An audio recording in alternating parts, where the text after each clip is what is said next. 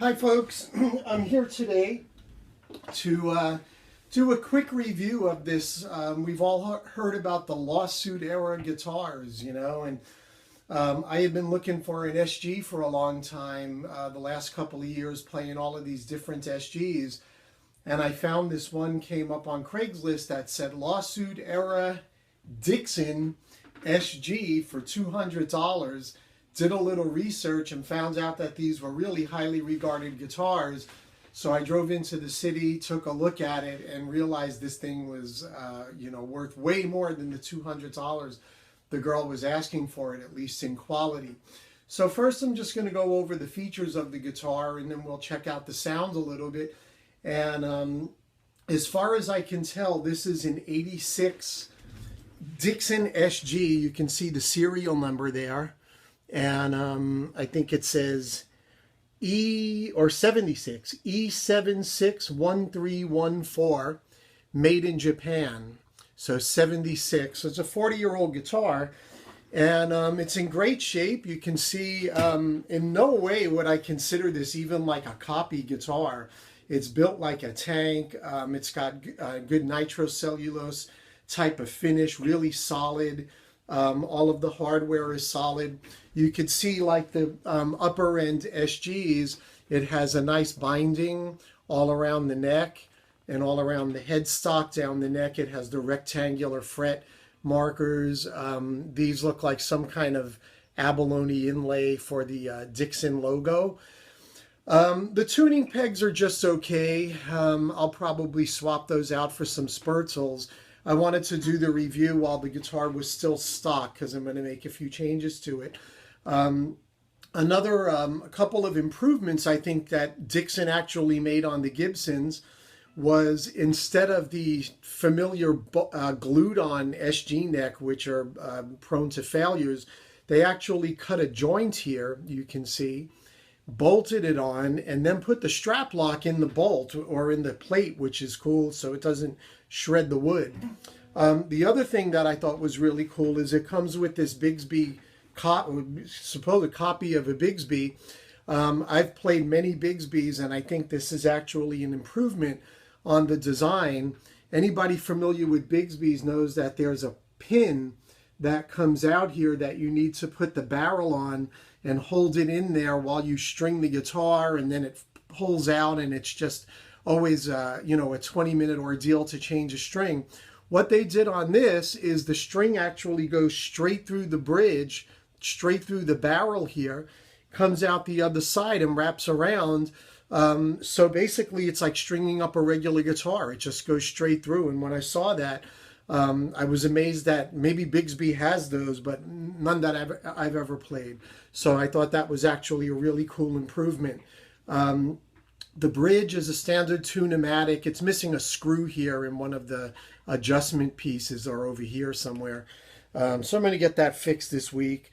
And then it's, otherwise a regular SG design. It has the little sharp thing that sticks out there to line up the numbers on the knobs, which are cool because you don't see that on any but the higher end SGs. So the guitar is really solid, and it's just a great guitar. I'm going to be playing it through this old Gibson Falcon amp that I have. That's a great old amp. I love it for testing out guitars because it just has volume and tone. So whatever the guitar sounds like is what that amp's going to make it sound like. So here's the neck pickup. It's a little out of tune, but there we go.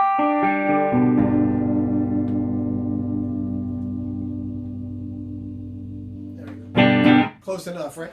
So the neck pickup, it's not quite the sound that I was wanting for an SG sound.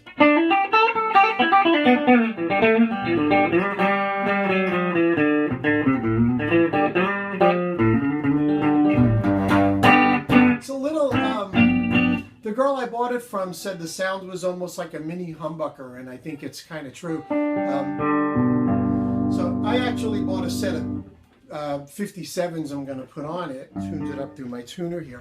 So anyway, the neck pickup is sounds like this.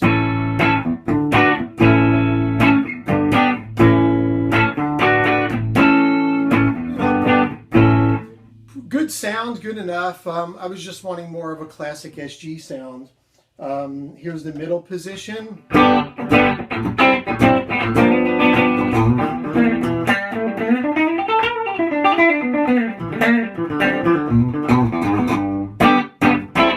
Right.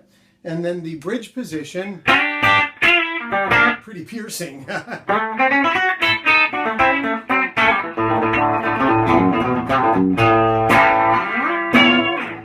So I don't know, that'll cut through the bands, right? And then the whammy, the Bigsby's cool. I'm going to get a larger spring. I like to have it a little higher up. They make 7/8 of an inch and I think an inch. This looks like the 7/8, or maybe it's just worn down, but it's got a nice feel, pretty much like a Bigsby. So you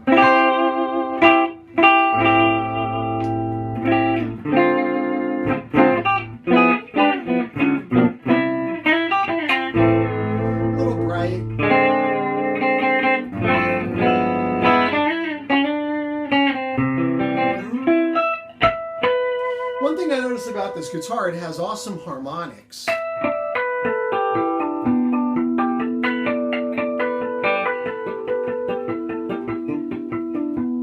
And also, like on the 5th fret, you don't see that a lot. Not so much there. And then like pitched harmonics or pinch harmonics.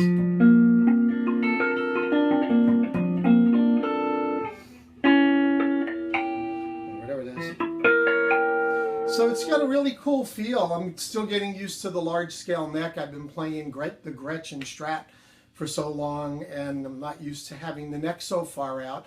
It's pretty balanced. You know, I've had SGs before with a lot of neck dive, and this one doesn't seem to be too bad, but there it goes. So anyway, there you go. A Dixon lawsuit era SG, and in really good shape for 200 bucks. In keeping with my philosophy of buying any cool guitar I can find that's under $300, because I tend to be pretty hard on my guitars, gigging and playing, and you know, don't want to be going out there with something I need to worry too much about. But this is an awesome guitar, so you can a little bit of a jazz sound if you turn the tone down.